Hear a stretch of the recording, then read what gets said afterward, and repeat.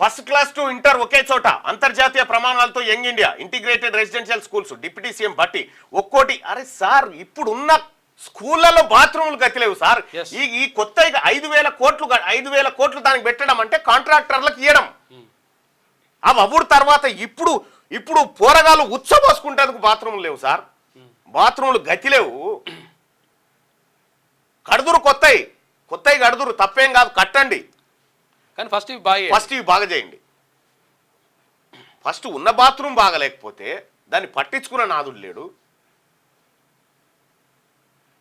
మట్టి పని, తట్ట పని, పార పని, ఇది కరప్షన్కు మెయిన్ ఎంట్రీ. దాంట్లో లెక్కలు ఉన్నాయి. అంతర్జాతీయ ప్రమాణాలతో young India integrated residential schools deputy CM Bhatti ఒక్కోటి 20 నుంచి 25 ఎకరాల్లో 25 కోట్లతో నిర్మాణం. 11-20 స్కూళ్లకు శంకుస్థాపన. ఈ ఏడాది మొత్తం 5,000 కోట్లు ఖర్చు చేస్తామని వెల్లడి. స్కూళ్ల డిజైన్ విడుదల. ఆదివారం సెక్రటేరియట్లో మీడియాతో మాట్లాడుతున్న డిప్యూటీ సీఎం భట్టి పక్కన మంత్రులు పొన్నం వెంకటరెడ్డి.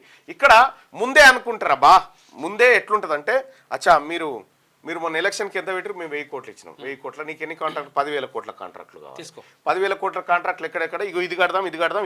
ఇదేదో పిల్లల కోసం ఆలోచించి జరిగే కాంట్రాక్ట్లు కావు ఇవి. పిల్లలు ఈ రాష్ట్రంలో ఉన్న పేదల బతుకుల కోసం ఆలోచించి చేసే కాంట్రాక్ట్లు కావు ఇవి. నిజంగా ఇంటిగ్రేటెడ్ ఈ శక్తులు ఈ పైకప్పు లేకనే చదవాగిందా?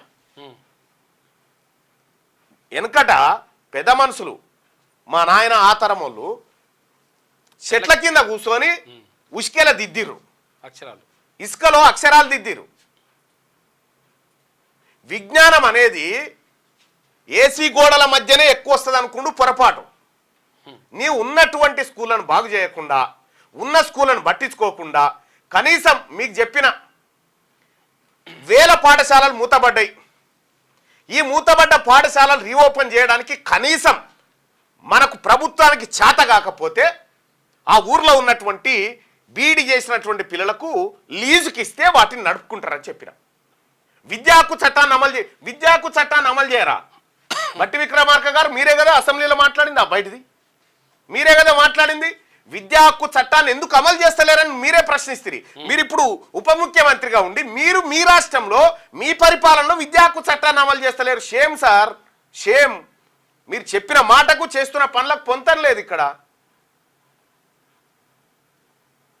ఇక విద్యా హక్కు చట్టాన్ని అమలు చేస్తే శ్రీ చైతన్య నారాయణ కార్పొరేట్ వాళ్ళతోటి ఇబ్బంది అవుతుంది. వాళ్ళు ఇచ్చే పైసలు ఇయ్యరా? పర్సెంటేజ్లు వచ్చేస్తాయి. ఎవడి ప్రయోజనం కోసం ఆపుతా ఉన్నారు విద్యా హక్కు చట్టాన్ని? ఎందుకు మీకు ఏమి ఇబ్బంది అవుతుంది? కేంద్ర ప్రభుత్వం నిధులు ఇచ్చి మన పిల్లలకు 25% ఏది పేద పిల్లలకు వాళ్ళ ఫీజులు మేమే కడతాం. ప్రైవేట్ స్కూళ్ళల్లో ఈ విద్యా హక్కు చట్టాన్ని అమలు చేయమంటే మనం అమలు కూడా చేయలే. ఎట్లా సార్ ఇది? మనం ఇంటిగ్రేటెడ్ కడతామన్నా లేకపోతే ఇంకెంత పెద్ద కాంప్లెక్స్ కడతామన్నా ఎవడు నమ్మే పరిస్థితిలో లేడు. భట్టి విక్రమార్క గారు, గౌరవ ఉప ముఖ్యమంత్రి గారు, ఈ ఈడబ్ల్యూఎస్ కోటా మీద ఒక్క మాటన్నా మాట్లాడుతున్నావా? బీసీ పిల్లలకు అన్యాయం అవుతుందని మదిరకాడ బీసీలు మీ కోట్లే వేయలే సార్. బీసీ పిల్లలకు అన్యాయం జరుగుతున్న మాట నువ్వు మాట్లాడవు. బీసీ మంత్రులు అంటే వాళ్ళు పదవుల కోసం వాళ్ళ పదవులు ఏడబోతాయని వాళ్ళ బాధలో వాళ్ళు ఉంటారు, వాళ్ళు మాట్లాడరు. ముఖ్యమంత్రి గారు దర్జాగా ఇచ్చుకుంటూ పోతా ఉంటాడు.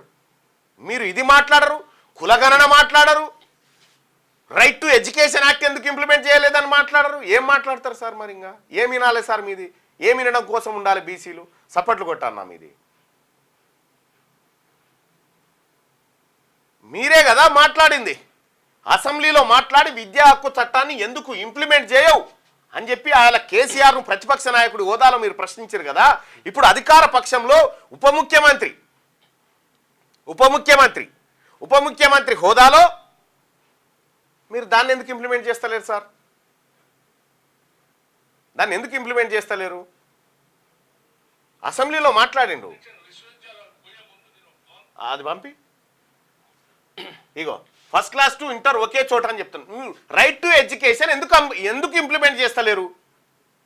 ఎందుకు ఇంప్లిమెంట్ చేస్తలేరు అంటే ఈ పేదోనికి కార్పొరేట్ స్కూల్లో విద్య దొరికితే రేపు పొద్దుగాల వాడు ప్రశ్నించడం నేర్చుకుంటాడు, వాడి ద్వారా ప్రమాదం ఉంటుందని వాడికి పేదోడికి విద్యను దూరం చేయడం కాకపోతే ఇంకోటి ఏందో చెప్పండి.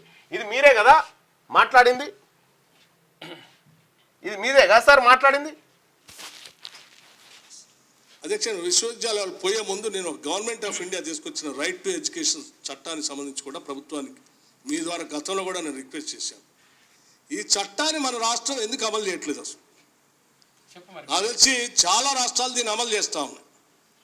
ప్రైవేట్ స్కూల్స్లో ఈ చట్టం ద్వారా గవర్నమెంట్ పిల్లల పేద విద్యార్థులకి రైట్ టు ఎడ్యుకేషన్ చట్టం ద్వారా కనీసం 25% వాళ్ళు సీట్లు అడ్మిషన్ ఇచ్చి వాళ్ళు విద్య నేర్పించాలి.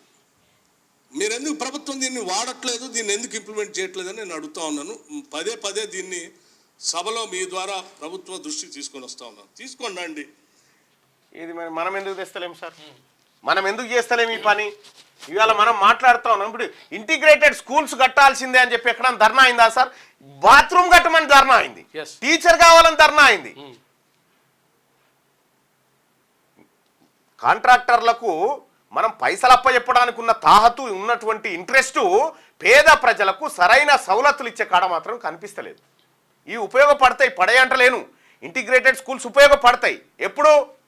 నువ్వు ఫస్ట్ ఈ గ్రామీణ ప్రాంతాల్లో ఉన్నటువంటి రూరల్ ఎడ్యుకేషన్ సిస్టమ్ ఏదైతే ఉందో దాన్ని సరిచేయకపోతే ఇదే ఉంటుంది పరిస్థితి.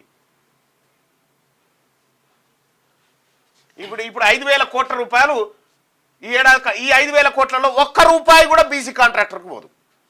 వట్టిగానే కుప్పలు పెట్టి పంచుకునే కార్యక్రమం ఇది.